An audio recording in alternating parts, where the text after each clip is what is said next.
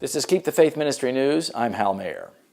The vast majority of Australians say the world is becoming more hazardous, and their confidence that America will play a constructive role in global affairs has plummeted since Donald Trump became president.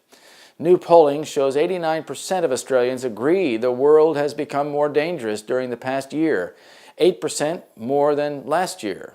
The survey also revealed just 37% of Australians now believe the United States has an overall positive influence on the world affairs, a huge 23 percentage points lower than in 2016. Ipsos Australia Research Director Laura Damasi attributed this slump to the behavior of Mr. Trump since he became the U.S. president in January. On a global scale, people are clearly nervous about Trump's unpredictability and are worried about what his America First agenda really means for the rest of the world, she said. The survey questioned more than 18,000 respondents from 25 countries, including Australia, and found more than 8 in 10 respondents agreed the world had become more dangerous over the past year. The poll followed a spate of terrorist attacks, although it was conducted before the Manchester concert bombing and the assault on London Bridge and Borough Market. The share of Australians agreeing the world has become more dangerous during the past year was 3 percentage points above the international average and higher than in some nations that had recently experienced major terrorism incidents, including Britain and France. In Britain, 86% agreed the world had become dangerous over the past year, 3 percentage points lower than Australia. In France, the share of people believing the world had become more dangerous was 81%, 6 percentage points lower than last year. That's despite a spat of deadly terrorist attacks in France. Ms. Damasi said the results showed Australians did not feel insulated from terrorism. I don't think borders matter when it comes to terrorism. It's become a distinctly global fear, she said. So when Australians see things happening overseas, there's a sense of when it will happen here, not if. The survey points to a dramatic slump in the reputation of the United States internationally.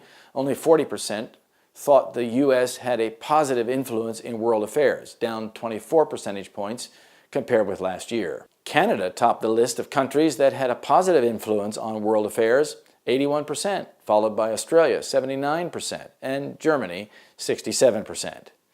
Canada, Australia, and Germany are seen as the neutral countries that still have some positive influence on the world, in a time characterized by the rise of nationalistic populism where so many other countries are turning inwards, Ms. Damasi said. France and Russia experienced a decline in their reputations, down 12% and 11% respectively. The share of respondents who consider the United Nations, the World Bank, and the International Monetary Fund to play a positive role in world affairs also dropped.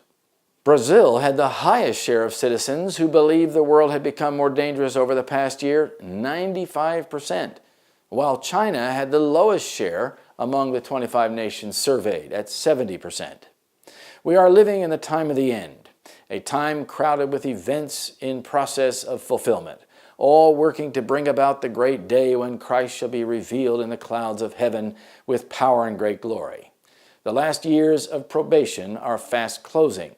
The signs of the times, the wars and rumors of wars, the strikes, murders, robberies, and accidents tell us that the end of all things is at hand. Who can doubt the truth of the prophet's words?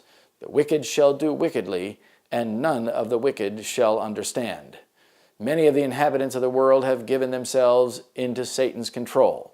They cooperate with him, helping him to carry out his plans against the government of God. Under his guidance, men have lost their horror of bloodshed and murder. That's Review and Herald, May 13, 1902. This is Keep the Faith Ministry News. Thank you for watching.